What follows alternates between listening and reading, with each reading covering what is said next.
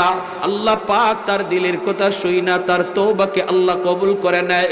এখানে আপনারা যারা আসছেন, আপনারা কে কোন অপরাধে জড়িত, আমি কোন গুনার মধ্যে জড়িত কেউ জানে না, জানেন আল্লাহ।